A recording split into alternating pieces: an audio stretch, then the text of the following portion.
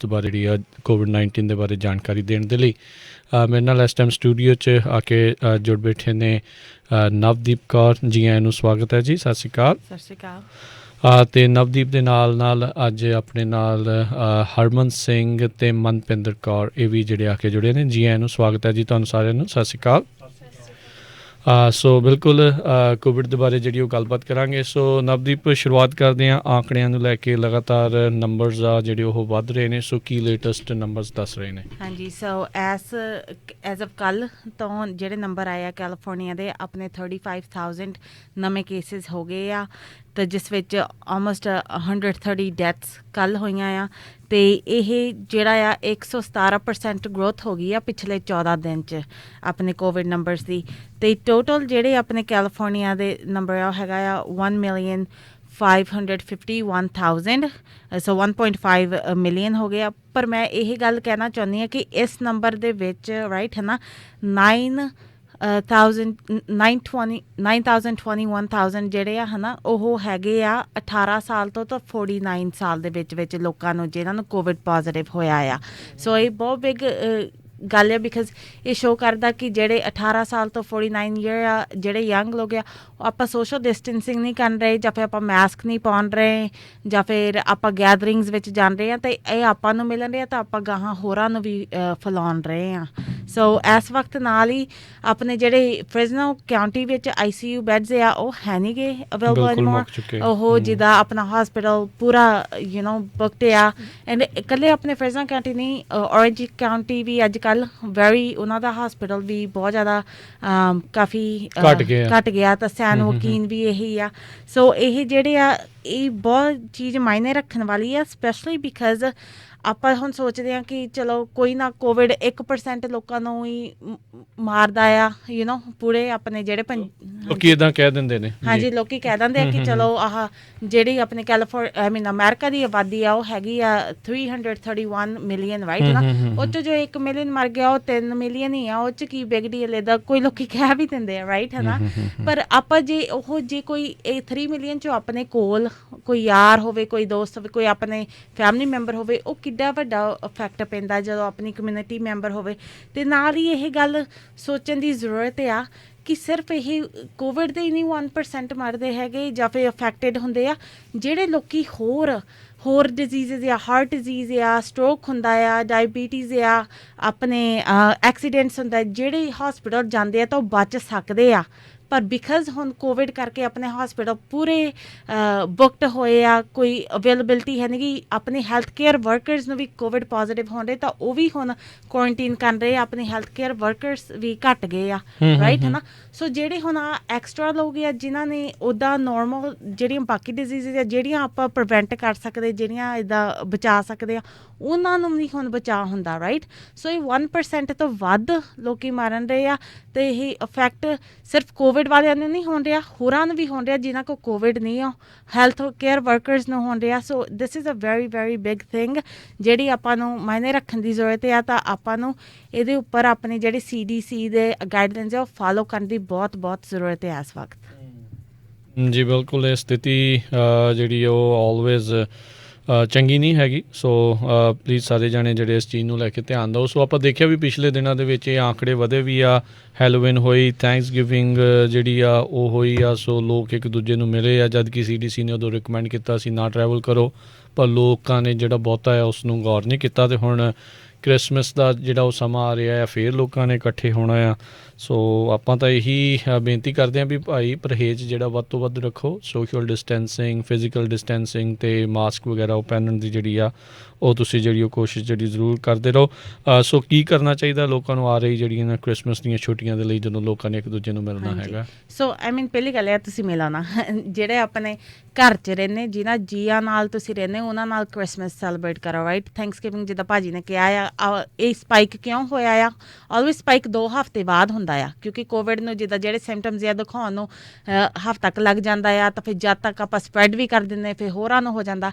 ਇਹ 2 ਹਫ਼ਤੇ ਬਾਅਦ ਸਪਾਈਕ ਕਿੰਨਾ ਜ਼ਿਆਦਾ ਹੋਇਆ ਆ ਥੈਂਕਸ ਗਿਵਿੰਗ ਤੋਂ ਬਾਅਦ। ਤਾਂ ਹੁਣ ਕ੍ਰਿਸਮਸ ਜਦੋਂ ਆਉਣੀ ਆ, ਨਿਊ ਈਅਰ ਆਉਣੀ ਆ, ਆਪਾਂ ਆਪਣਾ ਭਾਈਚਾਰਾ ਐਟਲੀਸਟ ਨਿਊ ਈਅਰ ਉੱਪਰ ਤਾਂ ਆਪਾਂ ਜਾਂਦੇ ਹੁੰਦੇ ਹਾਂ, ਗੁਰਦੁਆਰੇ ਇਕੱਠੇ ਹੁੰਦੇ ਹਾਂ। ਪਰ ਇਸ ਸਾਲ ਸ਼ਾਇਦ ਮੇ ਬੀ ਲਾਈਕ ਪਿਆਰ ਦੀ ਨਿਸ਼ਾਨੀ, ਆਪਣੀ ਭਾਈਚਾਰੇ ਲਈ ਕੇਅਰ ਕਰਨ ਦੀ ਨਿਸ਼ਾਨੀ ਇਹ ਆ ਕਿ ਆਪਾਂ ਘਰ ਰਹੀਏ, ਕੀਰਤਨ ਆਪਾਂ ਰੇਡੀਓ ਉੱਪਰ ਸੁਣੀਏ ਜਾਂ ਫਿਰ ਆਪਣਾ ਘਰ 'ਚ ਪ੍ਰੋਗਰਾਮ ਕਰੀਏ ਆਪਣੇ ਪਰਿਵਾਰ ਨਾਲ, ਤਾਂ ਆਪਾਂ ਗੈਦਰ ਨਾ ਹੋਈਏ, ਫਰੈਂਡਸ ਨਾਲ ਨਾ ਹੋਈਏ, ਜਿਹੜੇ ਕਲੋਜ਼ ਫੈਮਿਲੀ ਉਹਨਾਂ ਨਾਲ ਨਾ, ਜਿਨ੍ਹਾਂ ਨਾਲ ਰਹਿੰਦੇ ਉਹਨਾਂ ਨਾਲ ਹੀ ਹੋਈਏ। ਇਹ ਬਹੁਤ ਇੰਪੋਰਟੈਂਟ ਆਪਣੇ ਬਬਲ 'ਚ ਰਹੋ। ਹਾਂਜੀ, ਆਪਣੇ ਬਬਲ 'ਚ ਰਹੋ, ਰਾਈਟ। ਕਿਉਂਕਿ ਜਦੋਂ ਇੱਦਾਂ ਆਪਾਂ ਲਾਸਟ ਟਾਈਮ ਐਕਸਪਲੇਨ ਕੀਤਾ ਸੀ, ਜਦੋਂ ਹੁਣ ਗਾਹਾਂ ਬਬਲਸ ਵੱਧਦੇ, ਆਪਾਂ ਸੋਚਦੇ ਕਿ ਆਪਾਂ ਠੀਕ ਆ, ਪਰ ਜਿਹੜੇ 2 ਕੋਵਰਕਰ ਨੂੰ ਮਿਲਦੇ ਆ, 2 ਆਪਣੇ ਫਰੈਂਡਸ ਨੂੰ ਮਿਲਦੇ ਆ, ਉਹਨਾਂ ਦੇ ਵੀ ਗਾਹਾਂ 10 ਲੋਕ ਹੁੰਦੇ ਆ, ਤਾਂ ਉਹਨਾਂ ਦੇ ਗਾਹਾਂ ਹੁੰਦੇ। ਇੱਦਾਂ ਫਿਰ ਕਾਫੀ ਤਰੀਕੇ ਨਾਲ ਇਹ ਵਾਇਰਸ ਫੈਲ ਜਾਂਦਾ ਆ ਜੀ, ਅੱਗੇ ਤੋਂ ਅੱਗੇ ਜਿਹੜਾ ਵੱਧ ਹਾਂਜੀ। ਜਾਂਦਾ ਹੈ।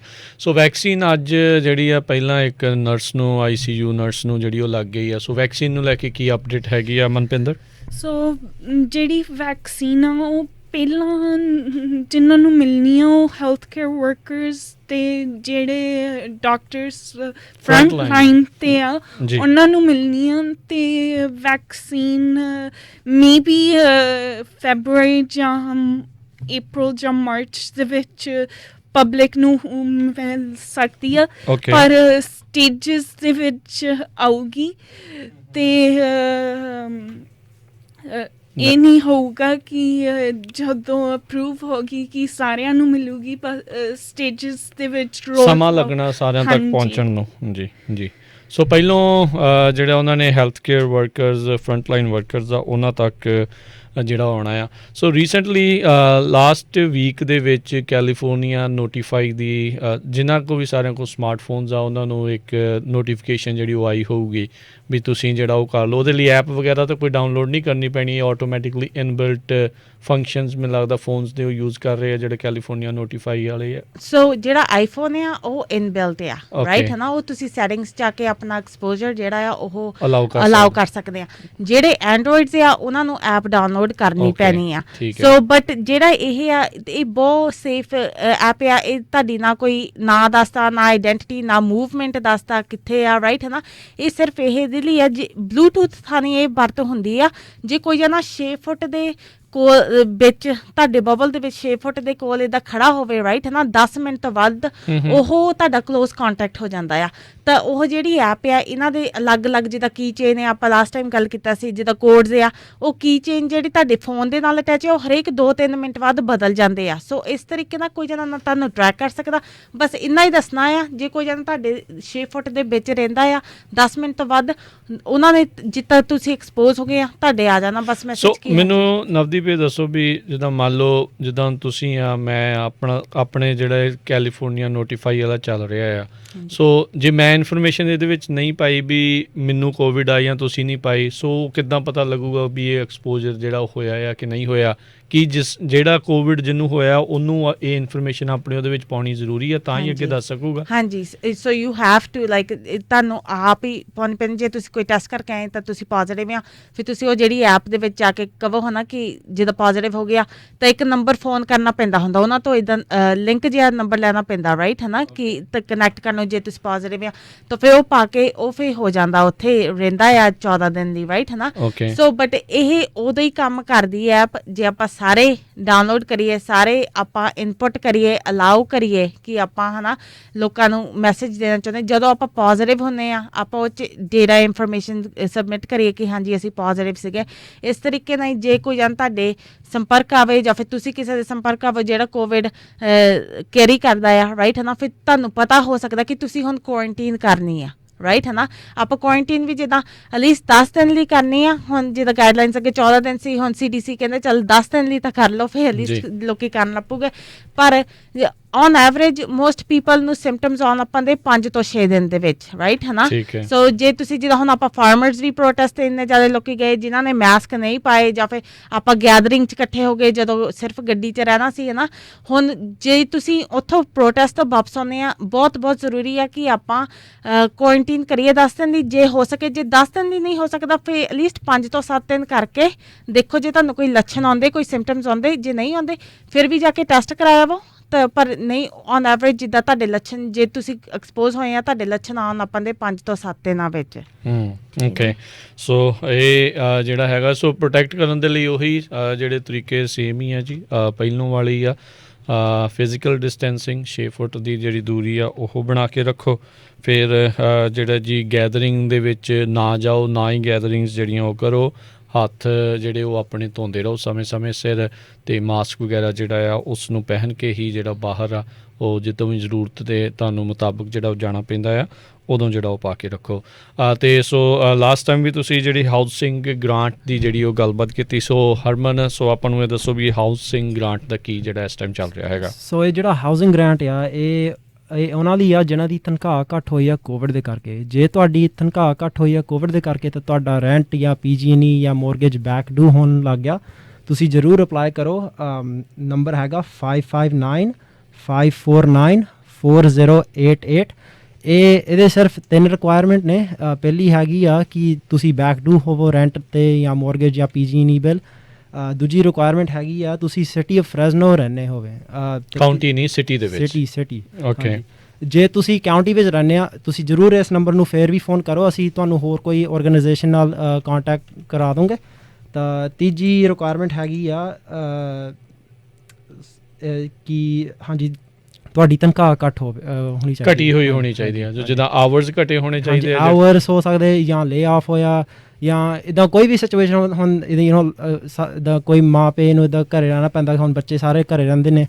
ਕਿਸੇ ਨੂੰ ਕੰਮ ਛੱਡਣਾ ਪਿਆ ਹੋ ਸਕਦਾ ਆ ਜਾਂ ਉਹਨਾਂ ਨੂੰ ਕੱਢ ਦਿੱਤਾ ਗਿਆ ਹੋਵੇ। ਹਾਂਜੀ। ਸੋ ਉਹ ਜਿਹੜੀ ਚੀਜ਼ ਆ, ਸੋ ਇੱਕ ਤਾਂ ਇਹ ਤੁਸੀਂ ਕਹਿ ਰਹੇ ਆ ਵੀ ਇੱਕ ਤਾਂ ਬੈਕ ਜਿਹੜਾ ਉਹ ਚੱਲ ਰਿਹਾ ਹੋਵੇ ਵੀ ਤੁਸੀਂ ਆਈਦਰ ਮੌਰਗੇਜ 'ਚ ਪਿੱਛੇ ਆ ਜਾਂ ਰੈਂਟ ਵਿੱਚ ਪਿੱਛੇ ਆ ਜਾਂ PG&E ਦੇ ਜਿਹੜੇ ਬਿਲਸ ਆ, ਹਰ ਤਰ੍ਹਾਂ ਦੇ ਯੂਟਿਲਿਟੀ ਬਿੱਲ ਜਾਂ ਇਕੱਲੇ PG&E ਦਾ। ਸੋ ਐਨੀ ਨਾਨ ਸਿਟੀ ਯੂਟਿਲਿਟੀ ਬਿੱਲ, ਇਹਦਾ ਮਤਲਬ ਅਸੀਂ ਪਾਣੀ ਜਾਂ ਟਰੈਸ਼ ਨਹੀਂ ਕਰ ਸਕਦੇ, ਪਰ PG&E ਜਾਂ ਵਾਈਫਾਈ ਹੋਵੇ ਜਾਂ ਕੇਬਲ ਅਸੀਂ ਉਹਨਾਂ ਦੀ ਵੀ ਹੈਲਪ ਕਰ ਸਕਦੇ ਹਾਂ। ਤਾਂ ਇਹ ਜਿਹੜਾ ਗ੍ਰਾਂਟ ਆ ਇਹ ਸਿਰਫ ਐਂਡ ਆਫ ਦਸੰਬਰ ਤੱਕ ਚੱਲਣਾ ਆ। ਓਕੇ। ਸੋ ਇਹ ਹੁਣ ਜੇ 2 ਵੀਕ ਰਹਿ ਗਏ, 2 ਵੀਕ ਰਹਿ ਗਏ। ਸੋ ਪਲੀਜ਼ ਅਪਲਾਈ ਕਰੋ।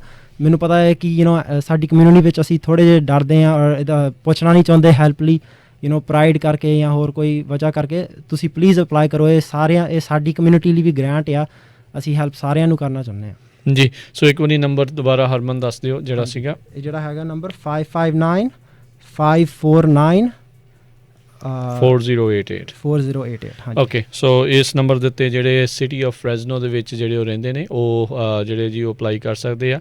ਜੇ ਜਿਹੜੀ ਸਪੈਸ਼ਲ ਹਾਊਸਿੰਗ ਕਹਿ ਲਓ ਜੀ, ਜਿਹੜੀ ਗ੍ਰਾਂਟ ਹੈਗੀ ਜਿਸ ਦੇ ਵਿੱਚ ਤੁਹਾਡੀ ਮਦਦ ਜਿਹੜੀ ਕੀਤੀ ਜਾ ਸਕਦੀ ਆ ਜੇ ਕੋਵਿਡ ਕਰਕੇ ਤੁਹਾਨੂੰ ਜਿਹੜੀ ਉਹ ਕੋਈ ਪ੍ਰੋਬਲਮ ਆਈ ਹੈਗੀ ਆ। ਸੋ ਜ਼ਰੂਰ ਇਹਨਾਂ ਦੇ ਨਾਲ ਸੰਪਰਕ ਕਰੋ। ਬਾਕੀ COVID-19 ਦੀ ਵੈਕਸੀਨ ਆ ਗਈ ਪਰ ਇਹਦਾ ਮਤਲਬ ਇਹ ਨਹੀਂ ਵੀ ਆਪਾਂ ਧਿਆਨ ਜਿਹੜਾ ਹੁਣ ਰੱਖਣਾ ਨਹੀਂ ਹੈ। ਜਿੱਦਾਂ ਮਨਪਿੰਦਰ ਨੇ ਦੱਸਿਆ ਵੀ ਆਪਾਂ ਨੂੰ ਮਿਲਣ ਨੂੰ ਇਸ ਨੂੰ ਕਈ ਮਹੀਨੇ ਜਿਹੜੇ ਉਹ ਲੱਗ ਸਕਦੇ ਆ। ਮਾਰਚ ਅਪ੍ਰੈਲ ਤੱਕ ਜਿਹੜੀ ਉਹ ਹਰ ਇੱਕ ਇੰਡੀਵਿਜੂਅਲ ਤੱਕ ਪਹੁੰਚਣ ਨੂੰ ਸਮਾਂ ਜਿਹੜਾ ਉਹ ਲੱਗ ਸਕਦਾ ਆ। ਬਾਕੀ ਆਪਣੀ ਸੋਸ਼ਲ ਡਿਸਟੈਂਸਿੰਗ, ਫਿਜ਼ੀਕਲ ਡਿਸਟੈਂਸਿੰਗ, 6 ਫੁੱਟ ਦੂਰ ਰਹੋ। ਇਹ ਸਾਰੀਆਂ ਚੀਜ਼ਾਂ ਦਾ ਮਾਸਕ ਵਗੈਰਾ ਪਹਿਨ ਕੇ ਗੈਦਰਿੰਗ ਨਾ ਕੀਤੀ ਜਾਵੇ। ਇਹ ਸਾਰੀਆਂ ਚੀਜ਼ਾਂ ਦਾ ਜਿਹੜਾ ਵਿਸ਼ੇਸ਼ ਧਿਆਨ ਰੱਖਿਆ ਜਾਵੇ। Thank you very much. ਤਿੰਨਾਂ ਦਾ ਬਹੁਤ ਬਹੁਤ ਸ਼ੁਕਰੀਆ, ਧੰਨਵਾਦ ਜੀ। ਸਤਿ ਸ਼੍ਰੀ ਅਕਾਲ। ਅਤੇ ਸਰੋਤਿਓ ਇੱਥੇ ਸਾਡਾ ਅੱਜ ਦਾ ਜਿਹੜਾ ਪ੍ਰੋਗਰਾਮ ਆ ਹੁਣ ਸਮਾਪਤ ਹੈ। ਮਿਲਦੇ ਹਾਂ ਤੁਹਾਨੂੰ ਸਾਰਿਆਂ ਨੂੰ ਅਗਲੀ ਵਾਰ। ਉਦੋਂ ਤੱਕ ਲਈ ਮੇਰੇ ਵੱਲੋਂ ਵੀ ਤੁਹਾਨੂੰ ਸਭ ਨੂੰ ਪਿਆਰ ਸਤਿਕਾਰ ਸਤਿ ਸ਼੍ਰੀ ਅਕਾਲ। ਸੁਣਦੇ ਰਹੋ ਪੰਜਾਬੀ ਰੇਡੀਓ USA।